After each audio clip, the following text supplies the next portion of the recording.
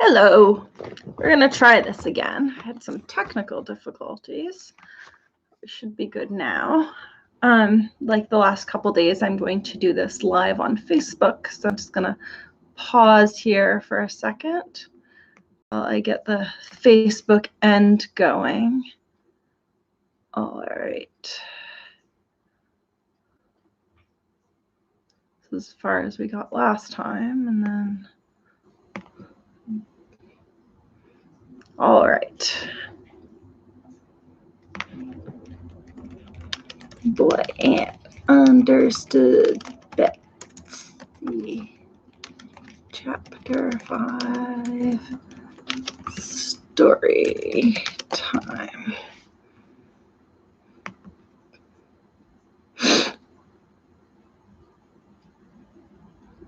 All right. So we'll see if anyone joins us before we start. So today I thought I would read Island Boy. It seems fitting with what we read yesterday, which is the mystery of the Portuguese waltzes. Whoops. This is one of my favorite stories. Actually, it was my dad's favorite children's book to read aloud when I was a kid. And it's by Barbara Cooney, who illustrated The Oxcart Man, which I did a few days ago. The Oxcart Man was one of those books that really sort of made her as an illustrator. And Island Boy came much later. So it starts on the inside. There's a lovely map, which I'll try and let you look at for a second. It's quite nice. It shows it's set in a place which is vaguely Maine or somewhere in Nova Scotia, maybe. It's wherever you want it to be. Not very warm island, but all right.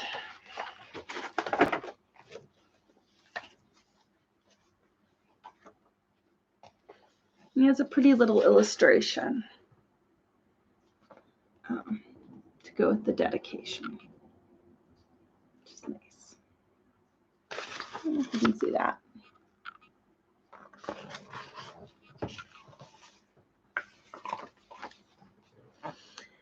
At first, it's going to be tricky with this such a big book. Let's see if maybe if I do it this way, it'll work better. At first, there was just the island. It sat by itself, the outermost island, crowned with spiky spruce trees facing the sea.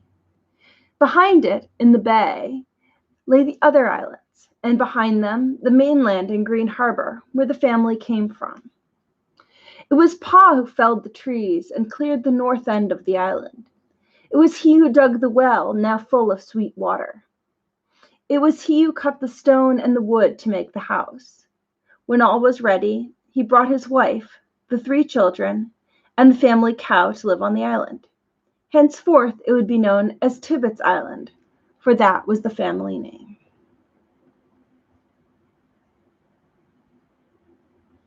I'm going to just tweak one thing and make sure this is fully public. There we go. Time passed. Now there were 6 boys and 6 girls, 12 children in all. From a beam in the loft hung an old sail, dividing the room in 2. In the soft, salt air wafting up from the cove, they slept. The girls on one side, the boys on the other. All that is, except Matthias, the little clear-eyed, quiet one, the baby. He slept in a trundle bed downstairs, next to his mother and father.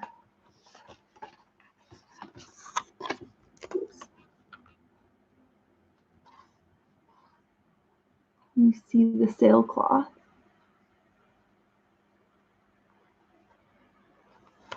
And there's the picture of the trundle bed.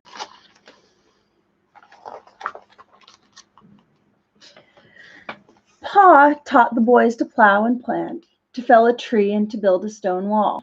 He taught them to cut ice and fish and hunt, and he taught them how to handle a boat. Pa and the boys cleared the land, making room for potatoes and beans, for squash and corn and cabbages and onions. They built a shelter for their 30 sheep and a barn for the 6 cows and the 2 oxen, Star and Bright. They built a chicken house, a sty for 2 pigs, and a fish house down in the cove. Matthias tagged along, always watching, always underfoot. Go play somewhere, said his big noisy brothers. You're too small to help. I am not, said Matthias. So he went to help the girls collect eggs. Later, while they were milking, he sat under the red Ascatran apple tree Ma had planted above the house and thought about his smallness. But he did not stay small forever. It's a pretty island.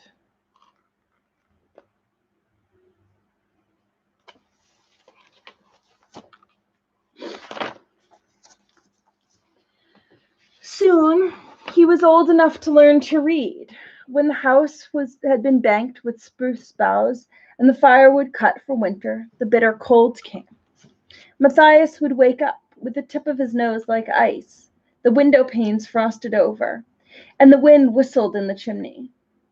Sea smoke hung over the open water. Then the children would crowd into the steamy kitchen, learning to read and write under Ma's fierce eye. When they could bear the indoors no longer, they hung around the barn, helping Pa with the animals. And then, when the snow crusted over, they climbed the hill and slid down from the red Ascatran tree near the fish house. You could use a barrel stave, said Ma, but the children preferred the seat of their pants.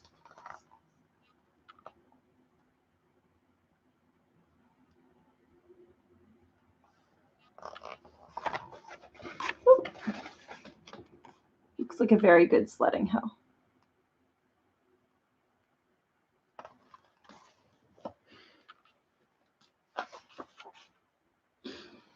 As Matthias grew older, he worked side by side with his brothers, plowing and planting and chopping wood. Soon he began to go fishing with Pa. One sparkling morning, the two set off. The egg rock, far to the west, was shining in the early light. What a handsome day it is, said Pa. Let's get your ma some eggs. The hens ain't laying. Despite a good breeze, there was almost no swell, and Pa could pull right alongside the rock. I'll hold the boat, he said, catching onto the rock with his gaff. Get going, Matthias, and fill the basket with eggs. Matthias scrambled among the gulls and the terns and the cormorants and the eiders and the sea pigeons. On the rock were many eggs and broken shells. Among them lay a small ball of gray-brown fluff, a baby seagull. An orphan, said Matthias, tucking the little bird into the basket.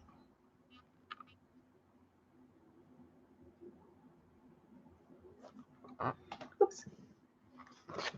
See if you can see the little brown. There you go.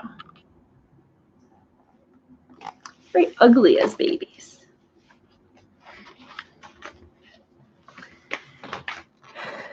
You can't tame a wild bird, said Ma. But Matthias did. He dug clams and gathered mussels for the little gull. The bird ate everything, even pie and donuts. His pin feathers sprouted, and then real feathers came. Soon he was full grown.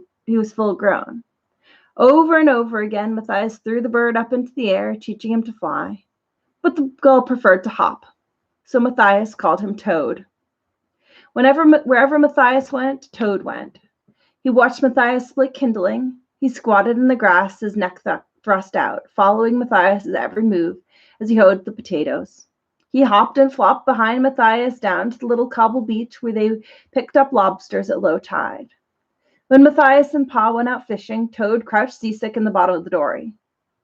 He'd be happier flying, said Pa. Yes, said Matthias dismally. Then one foggy day out near the Ed Rock, the gulls called to Toad, and Toad understood. He spread his wings, gave a hop or two, and then, in a wavery way, he was aloft, going home.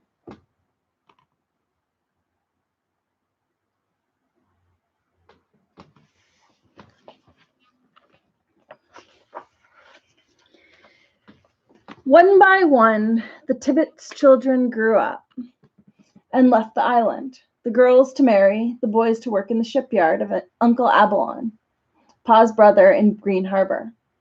Only Matthias was left with Ma and Pa on Tibbets Island. You're too young to leave home, said the brothers. You're still wet behind the ears. But Matthias wondered what lay beyond Tibbets Island, didn't listen. And indeed, his turn to leave came sooner than anyone expected. In Green Harbor, Uncle Albion was building a handsome schooner. When it was finished, everyone from the islands and from the neighboring villages came to the launching.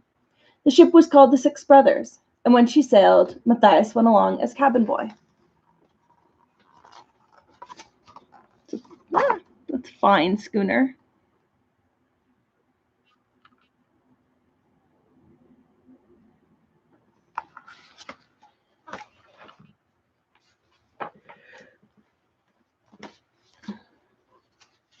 In every weather, Matthias sailed on the Six Brothers up and down the coast. From Green Harbor to Portland he sailed, to Boston, New York, and Philadelphia, and even to the West Indies. The ship carried cobblestones gathered on the shores of the outermost island, round ocean-smooth stones to pave the city streets, and hay for the many horses that trotted about those streets.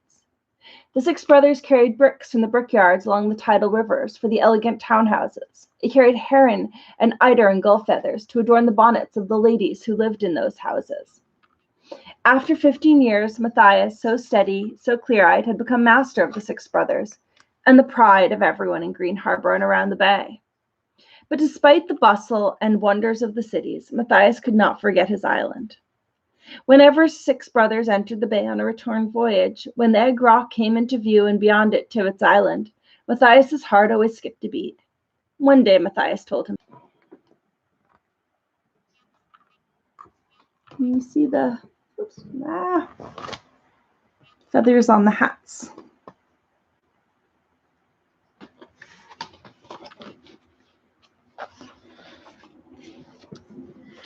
On Matthias's last returned voyage, the Six Brothers carried a young schoolmistress from Boston coming to teach in Graniteville. Her name was Hannah. "No feathers on her bonnet," said Matthias approvingly. Ma and Pa having removed to the mainland, the house on Tibbetts Island was empty. But the island was still home to Matthias. He used all the skills Pa had taught him. He repaired the roof of the house, jacked up the barn and the sheds, plowed a patch for potatoes and corn, and in June he sailed up to Graniteville, where he married the schoolteacher Hannah and brought her home to the island. 3 little girls were born to Hannah and Matthias, Ellie and Nellie the twins, and little Annie. "A farmer needs sons for the heavy work," said his brothers. "You'd be better off on the mainland." "No," said Matthias. "We belong here." "And then women and girls can work mighty hard too," said Hannah.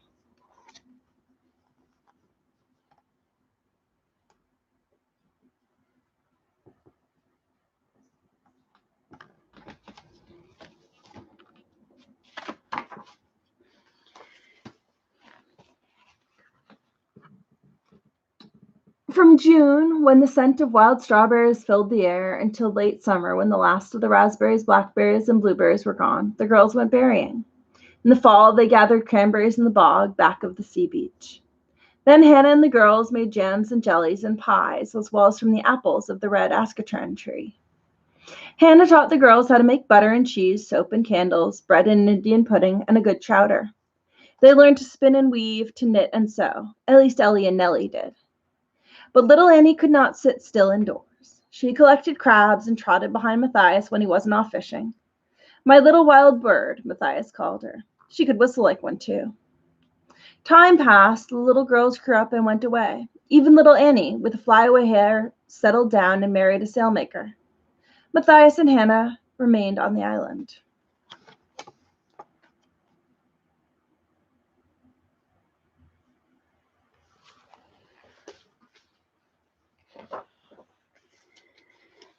About that time, people from away, from Boston and Philadelphia, discovered the beautiful bay. They bought up the land near the water and built large houses that they called cottages. Along their docks, they moored their pleasure boats. They called themselves rusticators.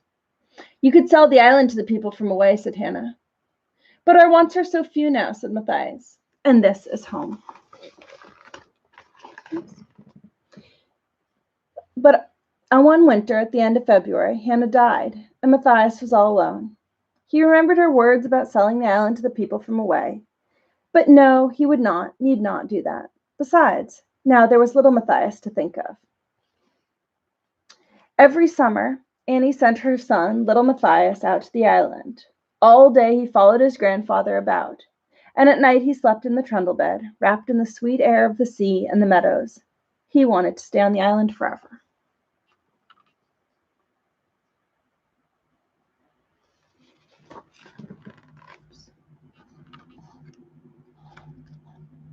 It's a sunny day, so there's quite a bit of glare. My apologies, though I am grateful for the sun.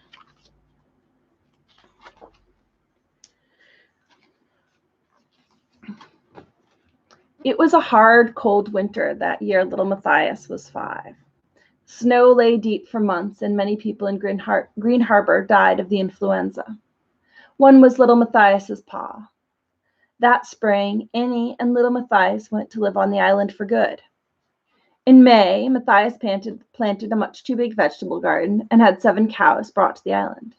But we're just 3 people, said Annie.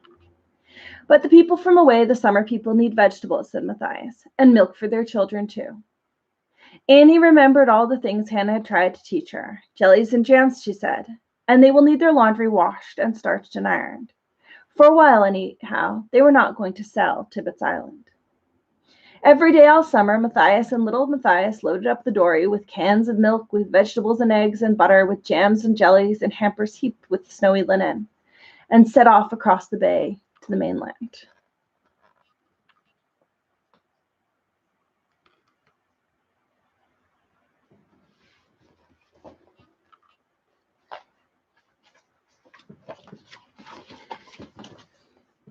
In September, the people from away boarded up their houses and returned to the cities where the fathers worked and the children went to school. On the island, during the long winter evenings, Matthias and his grandson sat by the stove and played checkers and fox and geese. Sometimes Matthias told about life on Tibbetts Island when he was growing up.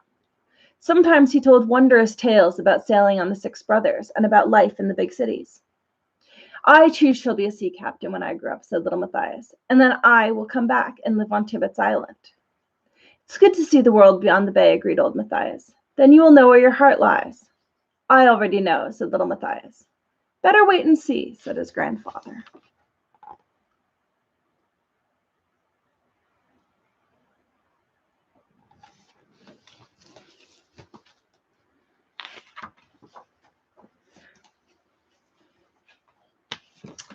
For a long time, life continued in this peaceful way.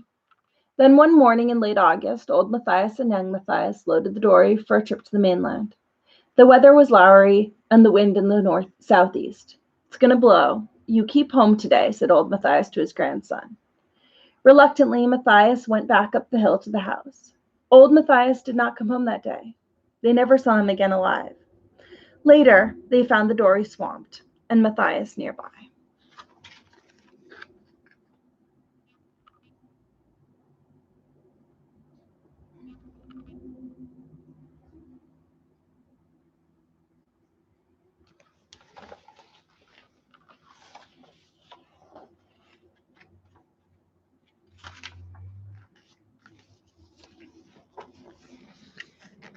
Boatloads of people in dark clothing came from all over to the funeral. Sisters and brothers, nieces and nephews, boat builders, storekeepers, men who had sailed and fished with old Matthias, saltwater farmers from the other islands and the mainland, even people from away. They came in boats of all sizes, hurrying before the northwest wind to come to rest in the sheltered cove on Tibbetts Island. The people climbed the hill and crowded into the little farmhouse to pay their respects to the steadfast old man of Tibbetts Island. A good man, young Matthias heard them say. A good life. And on that handsome day, they buried old Matthias under the red ascatron tree above the house. Oops.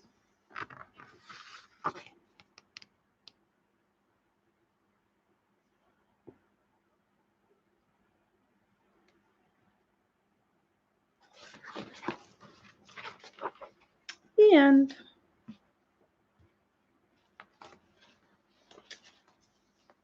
All right. So as I've been doing for the last few days, I've also been reading a chapter of Understood Betsy, which you can probably just pick into in the middle, since the story is really quite simple. There's a little girl, and her aunt Old Aunt Harriet has gotten ill, and she's been sent to live with the dreadful Putneys, though she's learning they're not so dreadful at all. This is about her first day in school after moving from the big city to rural Vermont. And she's discovering how school in a one-room schoolhouse in Vermont is a bit different than it is in her city school. Chapter 5. What grade is Betsy? After the singing, the teacher gave Elizabeth Ann a pile of school books, some paper, some pencils, and a pen, and told her to set her desk in order. There were more initials carved inside, another big HP with a little AP under it. What a lot of children must have sat there, thought the little girl as she arranged her books and papers. As she shut down the lid, the teacher finished giving some instructions to 3 or 4 little ones and said, "Betsy, Ralph, and Ellen, bring your reading books up here." Betsy sighed and took out her 3rd grade reader and went with the other 2 to the battered old bench near the teacher's desk. She knew all about reading lessons and hated them, although she loved to read. But reading lessons, you sat with your book open at some reading that you could do with your eyes shut. It was so easy. And you waited and waited while your classmates slowly stumbled along, reading aloud a sentence or 2 apiece until your turn came to stand up and read your sentence or 2, which by that time sounded just like nonsense because you'd read it over and over so many times to yourself. And often you didn't even have a chance to do that because the teacher didn't have time to get around to you at all, and you closed your book and put it back in your desk without having opened your mouth. Reading was one thing Elizabeth Ann had learned to do very well indeed, but she had learned it all by herself at home from much reading to herself. Aunt Frances had kept her well supplied with children's books from the nearest public library. She often read 3 a week. Very different, that, from a sentence or 2 twice a week. When she sat down on the battered old bench, she almost laughed aloud. It seemed so funny to be in a class of only 3. There had been 40 in her grade in the big brick building. She sat in the middle. The little girl who the teacher called Ellen on one side and Ralph on the other. Ellen was very pretty, with fair hair smoothly braided into pigtails, sweet blue eyes, and a clean blue and white gingham dress. Ralph had very black eyes, dark hair, and a big bruise on his forehead, a cut on his chin, and a tear in the knee of his short trousers. He was much bigger than Ellen, and Elizabeth Ann thought he looked rather fierce. She decided she would be afraid of him and would not like him at all. "Page 32, said the teacher. "Ralph first." Ralph stood up and began to read. It sounded very familiar to Elizabeth Ann, for he did not read at all well. What was not familiar was that the teacher did not stop him after the first sentence. He read on and on until he had read a page, the teacher only helping him with the hardest words. "Now, Betsy," said the teacher. Elizabeth Ann stood up and read the first sentence and paused, like a caged lion pausing when he comes to the end of his cage. "Go on," said the teacher. Elizabeth Ann read the next sentence and stopped again automatically. "Go on," said the teacher, looking sharply. The next time the little girl paused, the teacher laughed out good-naturedly. "What's the matter, Betsy? Go on until I tell you to stop." So Elizabeth Ann, very much surprised but very much interested, read on, sentence after sentence, till she forgot they were sentences and just thought about what they meant. She read a whole page and then another page, and that was the end of the selection. She had never read aloud so much in her life. She was aware that everyone in the room had stopped working to listen to her. She felt very proud and less afraid than she had ever thought she could in the schoolroom. When she finished, "You read very well," said the teacher. "Is this very easy for you?" said Elizabeth Ann. "I guess you'd better not stay in this class," the teacher said. She took a book out of the desk. "See if you can read that." Elizabeth Ann began in her usual school reading style, very slow and monotonous, but this didn't seem like a reader at all. It was poetry, full of hard words that were fun to try and pronounce, and it was all about an old woman who would hang out an American flag even though the town was full of rebel soldiers.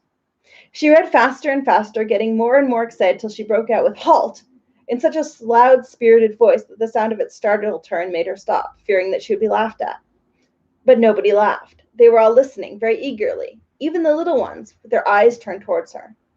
"You might as well go on and let us know how it comes out," said the teacher, and Betsy finished triumphantly. "Well," said the teacher, "there's no sense in your reading along in the third reader. After this, you'll recite out of the 7th reader with Frank and Harry and Stashy." Elizabeth Ann could not believe her ears. To be jumped four grades in such a casual way. It wasn't possible. She had once thought, however, of something that would prevent it entirely, and while Ellen was reading her page in a slow, careful little voice, Elizabeth Ann was feeling miserably that she must explain to the teacher why she couldn't read with the 7th-grade children. Oh, how she wished she could. When they stood up to go back to their seats, she hesitated, hung her head, and looked very unhappy. "Did you want to say something to me?" asked the teacher, pausing with a bit of chalk in her hand. The little girl went up to her desk and said what she knew was her due to confess. "I can't be allowed to read in the 7th reader. I don't write a bit well, and I never get the mental number work right. I can't do anything with 7th-grade arithmetic." The teacher looked a little blank and said, "I didn't say anything about your number work. I don't know anything about it. You haven't recited yet." And she turned away and began to write a list of words on the board. "Betsy, Ralph, and Ellen study their spelling," she said. "You little ones come up for your reading." 2 little boys and 2 little girls came forward as Elizabeth Ann began to con over the words on the board. At first she found she was listening to the chirping voice as the children struggled along with their reading instead of studying doubt, travel, cheese, and the other words in her lesson. But she put her hands over her ears and her mind on her spelling. She wanted to make a good impression with that lesson. After a while, when she was sure she could spell them correctly, she began to listen and look around her. She always got her spelling in less time than was allowed in class, and usually sat idle, looking out of the window until that study period was over. But now the moment she stopped staring at the board and moving her lips as she spelled to herself, the teacher said, just as though she had been watching her every minute instead of conducting class, "Betsy, have you learned your spelling?" "Yes, ma'am, I think so," said Elizabeth Ann, wondering very much why she asked. "That's fine," said the teacher. "I wish you'd take little Molly over in that corner and help her with her reading. She's getting on so much better than the rest of the class that I hate to have her lose time. Just hear her read the rest of her little story, will you? And don't help her unless she's really stuck." Elizabeth Ann was startled by the request, which was unheard of in her experience. She was very uncertain of herself as she sat down on a low chair in the corner of the schoolroom away from the desks, and with the little child leaning on her knee. And yet she was not exactly afraid either, because Molly was such a shy little roly-poly thing, with her crop of yellow curls and her bright blue eyes, and very serious as she looked hard at the book and began. "Once there was a rat. It was a fat rat." No, it was impossible to be frightened of such a funny little girl, who peered so earnestly into the older girl's face to make sure she was doing her lesson right. Elizabeth Ann had never had anything to do with children younger than herself, and she felt very pleased and important to have anybody look up to her. She put her arm around Molly's square, warm, fat little body and gave her a squeeze. Molly snuggled up closer, and the 2 children put their heads together over the printed page. Elizabeth Ann correcting Molly very gently indeed when she made a mistake, and waiting patiently when she hesitated. She had so fresh in her mind her own suffering from quick nervous corrections that she took the greatest pleasure in speaking quietly and not interrupting the little girl more than was necessary. It was fun to teach. Lots of fun. She was surprised when the teacher said, "Well, Betsy, how did Molly do?" "Oh, is the time up?" said Elizabeth Ann. "Why, she does beautifully, I think, for such a little thing." "Do you suppose," said the teacher thoughtfully, just as though Betsy was a grown-up person, "do you suppose she could go into the 2nd reader with Eliza? There's no use keeping her in the 1st if she's ready to go on." Elizabeth Ann's head whirred with the second light-handed juggling with the sacred distinction between grades. In the big brick schools, nobody ever went into another grade except at the beginning of a new year, after you'd passed a lot of examinations. She had not known that anybody could do anything else. The idea that everybody took a year to a grade, no matter what, was so fixed in her mind that she felt as though the teacher had said, "How would you like to stop being 9 years old and be 12 instead? And don't you think Molly would be better 8 than 6? However, just then her class in arithmetic was called, so she had no more time to be puzzled. She came forward with Ralph and Ellen again, very low in her mind. She hated arithmetic with all her might, but she really didn't understand a thing about it. By long experience, she had learned to read her teachers' faces very accurately, and she guessed by their expression whether the answer she gave was the right one. And that was the only way she could tell. You never heard of any other child who did that, did you? They had mental arithmetic, of course. Elizabeth Ann thought it was just her luck. And of course it was those hateful 8s and 7s. And of course right away Betsy got the one she hated most, 7 times 8. She never knew that one. She said dispiritedly that it was 54, remembering vaguely that it was somewhere in the 50s. Ralph burst out scornfully, 56! And the teacher, as if she wanted to take him down for showing off, pounced on him with 9 times 8. He answered without drawing a breath, 72. Elizabeth Ann shuddered at his accuracy. Ellen, too, rose to the occasion when she got 6 times 7, which Elizabeth Ann could sometimes remember and sometimes not. And then, no horrors, it was her turn again. Her turn had never come more than twice during a mental arithmetic lesson. She was so startled by the swiftness with which the question went around that she balked on 6 times 6, which she knew perfectly. Ralph had answered. And before she had time to recover, Ralph had answered and rattled out of 108 in answer to 9 times 12, and Ellen had slapped down 84 on top of 7 times 12. Good gracious! Who would have guessed from the way they read they could do their tables like this? She herself missed 7 times 7 and was ready to cry. After this, the teacher didn't call on her at all, but showered questions down on the other two, who sent the answers back with sickening speed. After the lesson, the teacher said, smiling, "Well, Betsy, you were right about your arithmetic. I guess you better recite with Eliza for a while. She is doing 2nd grade work. I shouldn't be surprised if after a good review with her you'll be able to go on with 3rd grade work." Elizabeth Ann fell back on the bench with her mouth open. She felt really dizzy. What crazy things the teacher said. She felt as though she was being pulled limb from limb. "What's the matter?" asked the teacher, seeing her bewildered face. Why, said Elizabeth Ann, "I don't know what I am at all. If I'm 2nd grade arithmetic and 7th grade reading and 3rd grade spelling, what grade am I?" The teacher laughed at the turn of phrase. "You aren't any grade at all, no matter where you are in school. You're just yourself, aren't you? What difference does it make what grade you're in? And what's the use of you reading little baby things too easy for you just because you don't know your multiplication table?" "Well, for goodness sakes!" ejaculated Elizabeth Ann, feeling very much as though someone had stood her suddenly on her head. "Why, what's the matter?" asked the teacher again. This time Elizabeth Ann didn't answer because she didn't know what the matter was. But I do, and I'll tell you. The matter was that never before had she known what she was doing in school. She had always thought that she was there to pass from one grade to another, and she was ever so startled to get a little glimpse of the fact that she was there to learn to read and write and cipher, and generally use her mind so she could take care of herself when she became grown up. Of course, she didn't really know that till she did become grown up, but she had her first dim notion of it at that moment.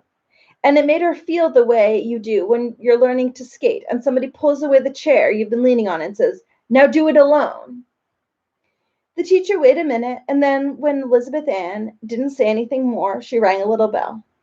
"Recess time," she said, as the children marched out and began putting on their wraps. She followed them into the cloakroom, pulled on a warm red cap and a red sweater, and ran outdoors herself. "Who's on my side?" she called, and the children came darting out after her. Elizabeth Ann had dreaded the first recess time with the strange children, but she had no time to feel shy, for in a twinkling she was on one end of a long rope with lots of her schoolmates, pulling with all her might against the teacher and 2 of the biggest boys. Nobody had looked at her curiously. Nobody had said anything to her beyond a loud, "Come on, Betsy," from Ralph, who was at the head of their side. They pulled and they pulled, digging their feet into the ground and bracing themselves against the rocks which struck up out of the playground. Sometimes the teacher's side yanked them all by little jerks, and they'd all set their feet hard, and when Ralph shouted out, "Now, all together," and they'd drag the other side back. And all the time, everybody was shouting and yelling together with the excitement. Betsy was screaming too.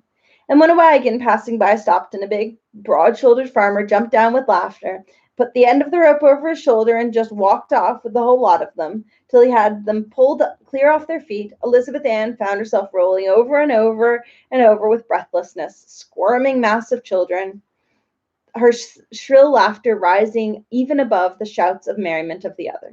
She laughed so hard she could hardly get up on her feet again. It was such an unexpected ending to the contest. The big farmer was laughing too. "You ain't so smart as you think you are." He jeered at them good-naturedly. Then he started yelling, "Whoa there," to his horses, which had begun to walk on. He had he had to run after them with all his might and just climbed onto the back of the wagon and grabbed the reins the very moment they broke into a trot. The children laughed, and Ralph shouted after him, "Hi there, Uncle Nate! Who is not so smart as he thinks he is now?"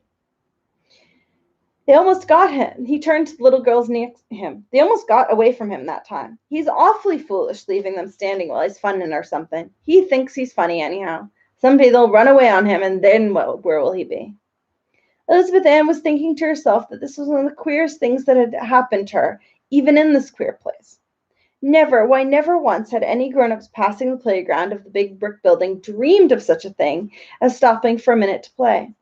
They never even looked at the children, any more than they were in another world. In fact, she felt the school was in another world. "Ralph, it's your turn to get the water," said the teacher, handing him a pail. "Want to go along?" said Ralph gruffly to Ellen and Betsy. He led the way, and the little girls walked after him. Now she was out of a crowd. Elizabeth Ann felt all her shyness come down on her like a big black cloud, drying up her mouth and turning her hands and feet cold as ice. Into one of these cold hands she felt a small warm finger slide. She looked down, and there was little Molly trotting by her side, turning her blue eyes up trustfully. "Teacher says I can go with you if you'll take care of me," she said. "She never lets us first graders go without someone bigger to help us over the log." As she spoke, they came to a small, clear, swift brook, crossed over by a big white birch log. Elizabeth Ann was horribly afraid to set foot on it, but it was with little Molly's hand holding tightly to hers. She was ashamed to say that she was afraid. Ralph skipped across, swinging the pail to show how easy it was for him. Ellen followed more slowly, and then, oh, don't you wish Aunt Frances could have been there? Betsy shut her teeth together hard, put Molly ahead of her, took her hand, and started across.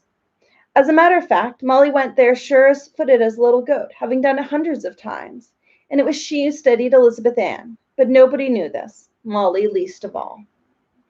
Ralph took a drink out of a tin cup standing on a stump nearby, dipped the pail into a deep, clear pool, and started back to the school. Ellen took a drink and offered the cup to Betsy, very shyly, without looking up. After they had all three had a drink, they stood there for a moment, much embarrassed. Then Ellen said with a very small voice, "Do you like dolls with yellow hair best?" Now it happened. Elizabeth Ann had very positive convictions on this point, which she had never spoken of, because Aunt Frances really didn't care about dolls. She only pretended to be in the company of her little niece. "No, I don't," answered the little girl emphatically. "I get just sick and tired of always seeing them with old bright yellow hair. I like them to have brown hair, just the way most little girls really do." Ellen lifted her eyes and smiled radiantly. "Oh, so do I," she said. "And that lovely old doll your folks have has got brown hair. Will you let me play with her sometime?" "My folks?" said Elizabeth Ann blankly. "Why, yes, Aunt Abigail and your Uncle Henry." "They have a doll?" said Elizabeth, thinking this was the very climax of Putney's strangeness. Oh my, yes," said Molly eagerly. "She's the one that Mrs. Putney had when she was a little girl, and she's got the loveliest clothes. She's in a hair trunk in the eaves in the attic. They let me take her down once when I was there with Mother, and Mother said she guessed now a little girl had come there, they'd have her down all the time. I'll bring mine over Saturday if you want me to. Mine's got yellow hair, but she's real pretty anyhow. Father's going to mill that day. He can leave me there for the morning." Elizabeth Ann had not understood more than 1 word in 5 of this, but just then the school bell rang and they went back, little Molly helping Elizabeth Ann over the log and thinking she was being helped as before.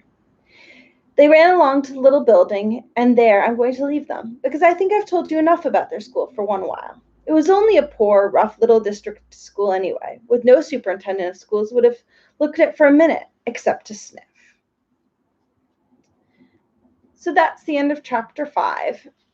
I'm not quite sure which picture book I'll read tomorrow. I think it'll depend on what mood I'm in. But I will continue there, and then we'll pick up with one of the best chapter titles of any book, which is chapter 6. If you don't like conversation in a book, skip this chapter, which we will not. Anyway, thanks for joining me. Have a good afternoon.